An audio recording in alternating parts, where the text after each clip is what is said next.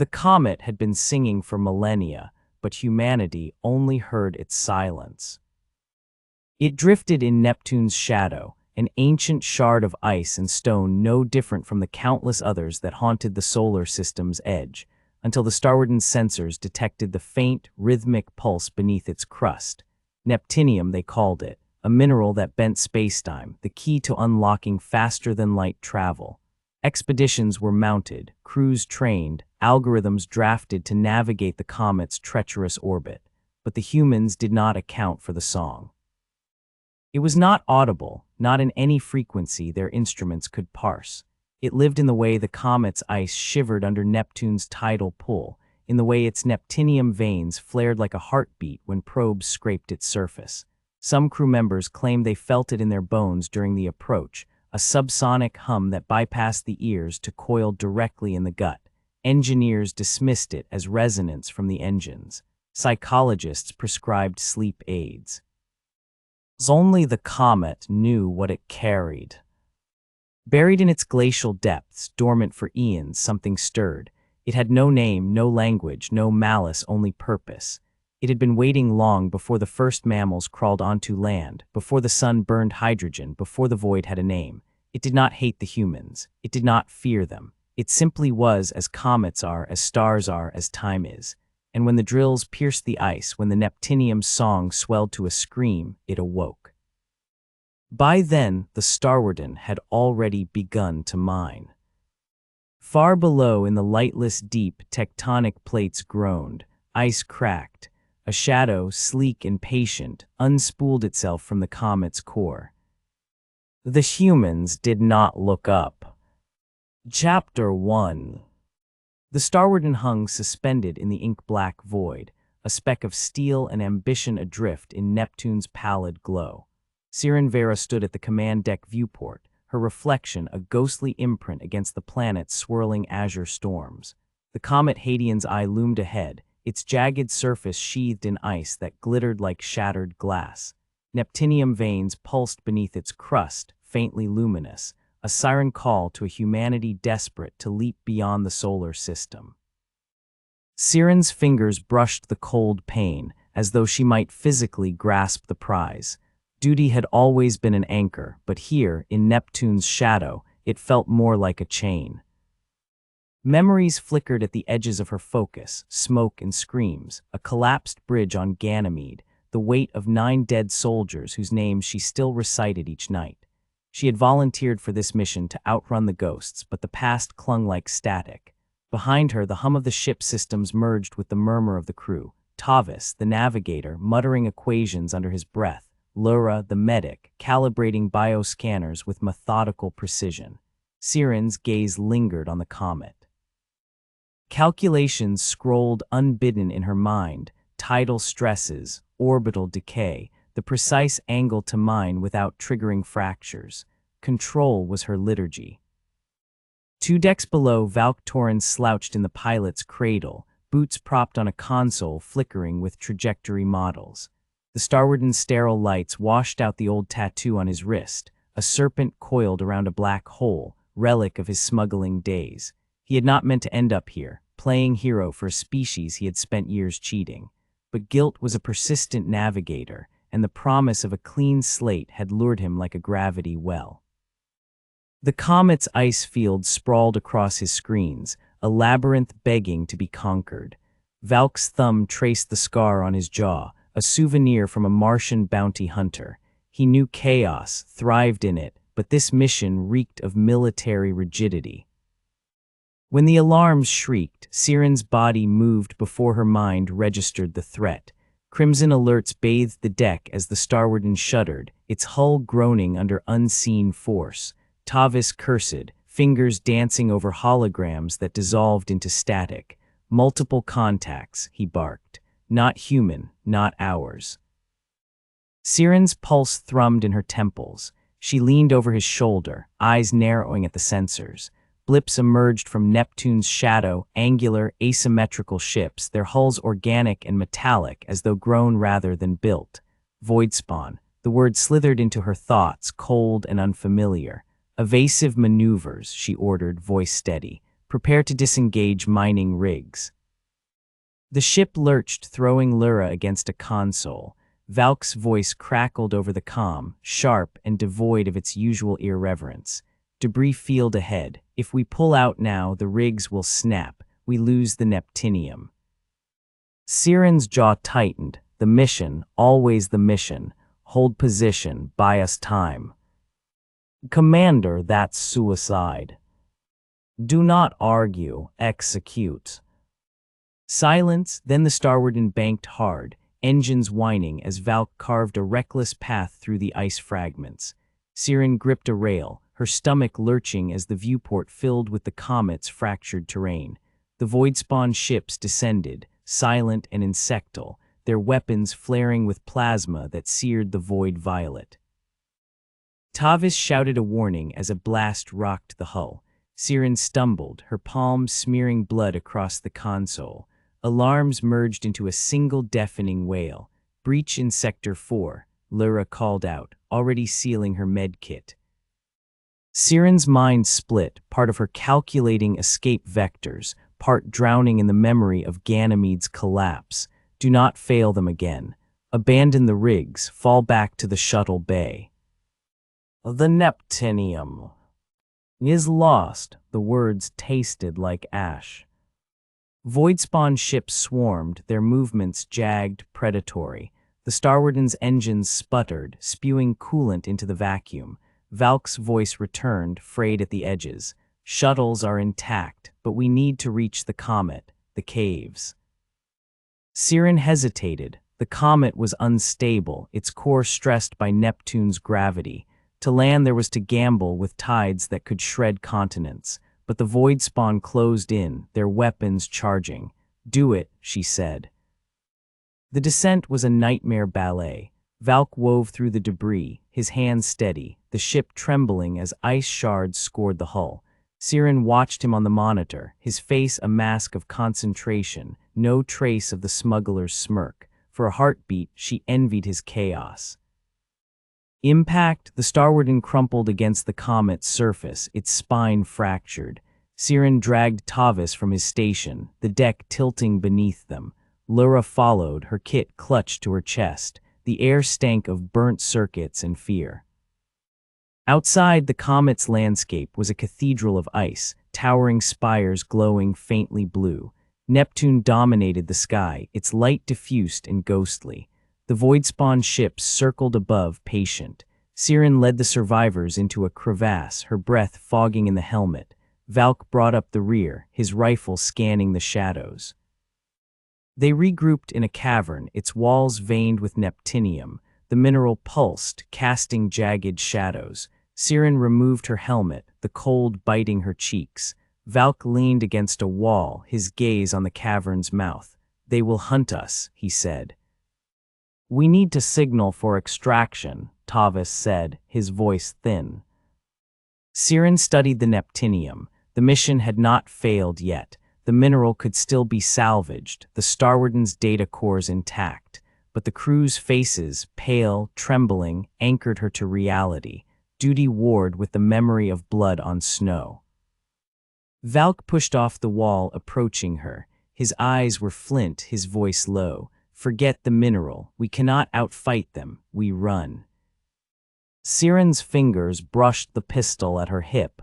"You do not command here." "No, but you are not infallible, Commander."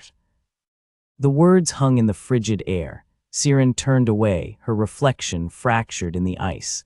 The Voidspawn's screech echoed through the cavern, a sound like grinding metal. Survival, she thought, had a way of clarifying purpose. Chapter 2. The ice caves hummed with the low, resonant groan of shifting tectonic plates, a sound like the planet itself grinding its teeth. Syrin Veyra pressed her palm against the cavern wall, feeling the vibration travel up her arm. Neptune's pale light filtered through the fissures above, casting cerulean shadows that writhed like living things. The Neptinium veins pulsed faintly beneath her touch, a rhythmic glow that mirrored the anxious thrum of her pulse. Duty had carved her into something sharp and unyielding, but here, in the belly of Hadian's eye, even steel could fracture. Valk Torin lingered at the cavern's mouth, his breath fogging the visor of his helmet. The Voidspawn ships circled above, their silhouettes jagged against the starless sky. He had seen predators like this before, on the fringes of the belt, in the black market ports where mercy was currency and trust a liability. But these creatures were different. They moved with a chilling synchronicity, as though guided by a single mind. His thumb absently traced the serpent tattoo on his wrist, its scales blurred by years of friction and regret. Redemption, he thought, was a comet's tail, brilliant, fleeting, impossible to grasp. The survivors huddled near a thermal generator, its feeble glow painting their faces in shades of exhaustion. Tavis hunched over a cracked data pad, recalculating trajectories with shaking hands. Lyra tended to a crewman's frostbitten fingers, her voice a steady murmur beneath the cavern's whispers. Syrin watched them, the weight of command settling like ice in her lungs. 9 dead on Ganymede. She would not add to that number. "We need to retrieve the Neptinium cores." Her voice cut through the silence, sharper than she intended. Valk turned, his helmet reflecting the cavern's bioluminescent glow. "The cores are 3 clicks east, through a debris field, past Voidspawn patrols." He did not say suicide. He did not need to. Syrin's gaze did not waver. "The mission is dust. Your ship is gone. Your crew is half dead. What good is a mineral if no one lives to use it?" The words hung in the air, barbed and unanswerable. Syrin's gloved hand tightened around her pistol. She had spent years building walls between herself and failure, brick by meticulous brick. Valk, with his smuggler's pragmatism, tore them down with a glance. They moved at dusk when Neptune's glare dimmed and the ice cast long, concealing shadows. The surface of Hadian's eye was a graveyard of shattered rigs and frozen corpses, the starwarden's carcass jutting from the ice like a broken rib. Syrin led the way, her steps deliberate, her mind partitioning the terrain into grids, safe zones, cover, kill boxes. Valk drifted at her flank, his rifle scanning the ridges. The Voidspawn had left traps, scorched craters, where plasma had melted the ice into glassy pits, their edges gleaming like knife blades. A scream fractured the silence. Lyra stumbled, her boot sinking into a fissure that hissed with acidic residue. The medic's face contorted as the material dissolved, tendrils of smoke curling upward. Valk lunged, hauling her back as Syrin dropped to a knee, her pistol aimed at the ridges. Nothing moved. "Go," Syrin ordered. "Take her to the shuttle." Valk's eyes narrowed. "You will die here." "That is not your concern." For a moment, something flickered in his expression, not pity, but recognition. The look of a man who had once chosen to run and regretted it. He slung Lyra's arm over his shoulder and vanished into the ice mist. Syrin waited. The Voidspawn descended minutes later, their ship skimming the surface like water striders. She counted 6, their hulls bristling with spines that refracted Neptune's light into prismatic shards. Her finger hovered over the detonator clutched in her palm. The starwarden's reactor core, buried beneath the ice, hummed in response. 9 dead on Ganymede. Do not fail them again." She pressed the trigger. The explosion tore through the comet's crust, a geyser of fire and ice that engulfed the Voidspawn fleet. Syrin sprinted, the ground splintering beneath her boots, her lungs burning with air too thin to sustain life. Debris rained down, chunks of Neptinium, twisted metal, things that might have been bodies. She did not look back. Valk found her at the edge of the debris field, collapsed against a spire of ice, her visor cracked. He did not speak as he hauled her upright, his grip unyielding. The shuttle loomed ahead, its engines whining in the thin atmosphere. "You are a fool," he said finally, shoving her into the airlock. Syrin's laughter was a brittle thing. "You are still here." The shuttle's interior was a tomb of shadows and static. Tavis worked in silence, patching the comms array with scavenged parts. Lyra slept fitfully, her bandaged leg propped on a ration crate. Valk slouched in the pilot's seat, his eyes on the sensors. Syrin stared at the Neptinium core glowing in the storage hold, its light a cold accusation. "You chose them," it seemed to whisper, "but do you believe it?" Valk's voice broke the silence. The Voidspawn are adapting. Their ships now avoid the ice geysers. Syrin joined him, studying the holographic map. Neptune's gravity tugged at the comet, creating tidal bulges that fractured the terrain. Her mind traced the stress points, the weak zones. A plan crystallized, reckless, lethal, possible.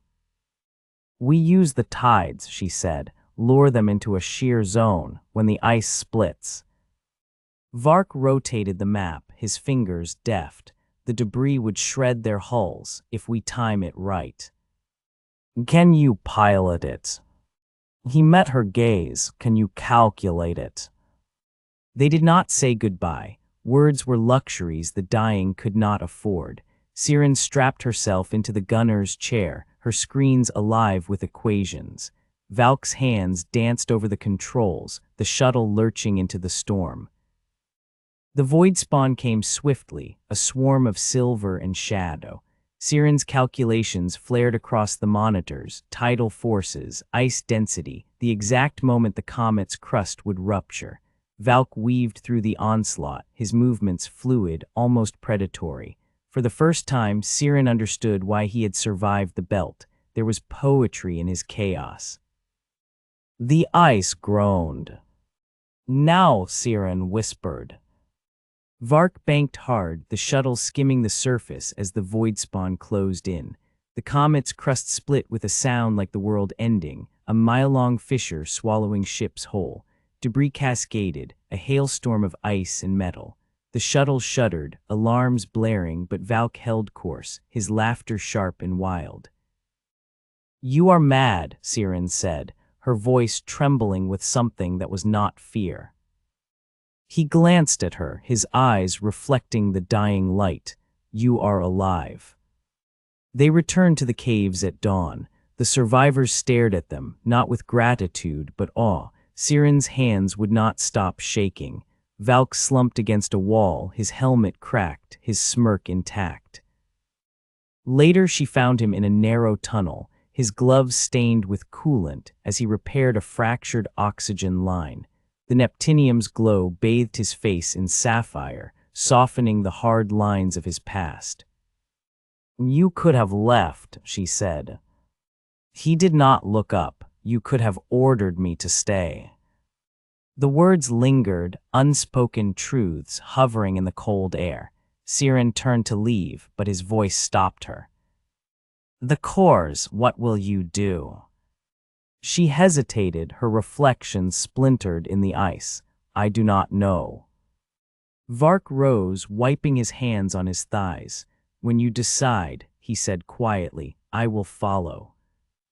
That night Syrin dreamt of fire, not the cleansing inferno of the Starwarden's core, but a smaller, quieter flame, a smuggler's torch in the dark, guiding her home. Chapter 3. The ice caves trembled, a low, seismic growl reverberating through the Neptinium-veined walls. Syrin Veyra pressed her spine against the frost-limbed rock, her breath crystallizing in the air as she stared at the shuttle's battered hull. The craft crouched in the cavern like a wounded beast, its thrusters scarred by plasma burns, its cockpit glass spiderwebbed from the Voidspawn's last assault. Neptune's light seeped through the fissures above, painting the ice in liquid indigo. It was a cruel mimicry of Earth's twilight, a color that had once soothed her. Now it felt like a requiem. Valk Torin knelt beside the shuttle's open fuel panel, his gloves slick with coolant, his breath steady despite the cold gnawing at their suits. His serpent tattoo peeked beneath his sleeve, its edges blurred by years of wear. Syrin had memorized its contours in stolen glances, a relic of a past he refused to name, yet could not erase. She wondered if redemption ever truly washed clean, or if it merely layered new scars over old. The Neptinium cores glowed in the cargo hold, their azure pulse syncopated with the comet's groans. Duty, Syrin thought. The word had once been a compass. Now it was a noose. 9 dead on Ganymede. Lyra's bandaged leg. Tavis' hollow stare as he recalibrated the nav systems. The mineral's light taunted her, a cold fire that promised absolution if she could deliver it home. But home required survivors. Valk rose, wiping his hands on his thighs. His gaze met hers, unflinching. The engines will hold, for now. She nodded, her throat tight. The Voidspawn would return. They always did. Their ships lurked beyond the comet's debris field, patient as carrion birds. Syrin's fingers brushed the detonator on her belt, the last of the Starwarden's charges. A final option, a final failure. They gathered in the shuttle's shadow, the survivors a ragged semicircle. Lyra leaned on Tavis, her face pallid but resolute. Syrin's voice cut through the static-charged air. We abandon the Neptinium. The shuttle cannot carry both the cores and all of us. No one protested. Tavis' shoulders sagged with relief. Lyra closed her eyes. Valk studied Syrin, his expression unreadable. The cargo hold hissed open, the Neptinium's glow spilling across the ice like spilled ink. Syrin approached the cores, their hum vibrating in her molars. For a heartbeat, she hesitated, the mission, the promise, the purpose. Then she began disconnecting the clamps. Valk joined her, his hands steady, his silence a balm. When the last core thudded to the ground, Syrin's chest ached, not from loss but release. The shuttle shuddered as it lifted from the comet, ice shards screeching against the hull. Syrin strapped into the gunner's chair, her screens alive with trajectories. Neptune swelled in the viewport, its storms churning in endless blue. Valk's voice crackled over the comm, devoid of its usual edge. Larissa's gravity well in 90 seconds. Ready. She was not. Calculations scrolled across her mind. Angular momentum, tidal shear, the precise millisecond to fire thrusters. Her fingers danced over the console, etching equations into the void. The Voidspawn descended, their ships a silver-black swarm. Steady, she murmured, more to herself than Valk. The shuttle plunged toward Neptune's moon, its pale surface cratered and ancient. Larissa's gravity gripped them, the inertial dampeners whining. Syrin's screens flashed crimson as the Voidspawn closed in, plasma fire grazing the shields. Now, she ordered. Valk banked sharply, the shuttle skimming Larissa's exosphere. The moon's tidal pull yanked at the comet's debris field, ice and stone accelerating into a lethal storm. Voidspawn ships collided with the barrage, their hulls fracturing in silent bursts of light. Syrin's hands trembled, not from fear, but awe. Destruction had never been so beautiful. The shuttle surged free, Neptune's bulk shrinking behind them. Valk's laughter crackled over the comm, bright and unguarded. You are insane, Commander. She allowed herself a breath, a smile. You are alive, pilot. In the shuttle's dimmed interior, the survivors slept. Tavis slumped over the nav console, his cheek pressed to a star map. Lyra's bandages gleamed in the emergency lights, her face finally peaceful. Valk leaned against the cockpit doorway, his silhouette etched in starlight. Syrin approached, her boots silent on the grating. The Neptinium's absence ached, a phantom limb. Yet the shuttle felt lighter, as though they had jettisoned more than cargo. Valk did not turn. Will you report the mission as a failure? She studied his profile, the scar, the stubble, the tension in his jaw. I will report the truth. We salvaged honor. That is enough. He faced her, his eyes reflecting the infinite dark. Honor, a pretty word for survival. It is a start. The silence stretched, taut yet comfortable. Syrin's hand brushed his, a fleeting contact. He did not pull away. They drifted in the asteroid belt's shadow, the shuttle's engines cooling. Syrin stood at the viewport, Earth a pale dot in the distance. Valk joined her, his shoulder inches from hers. "What now?" he asked. She exhaled, the stars sharpening in her vision. They will send another mission. The Neptinium signal. It wasn't the only one. He smirked, stealing it properly this time. Perhaps. His fingers grazed hers, a question, an answer. Syrin did not move, did not need to. The report glowed on her datapad, unfinished. Mission compromised, crew intact, Neptinium unrecovered. She deleted the last line. Outside, Valk prepped the shuttle for the return journey, his movements efficient, his past a shadow he no longer fled. Syrin watched him, the chains of duty loosening with each breath. Redemption, she thought, was not a destination. It was the space between stars, a vast, forgiving dark where failures could be reshaped into something new, something shared. The cosmos stretched endless before them, its secrets waiting.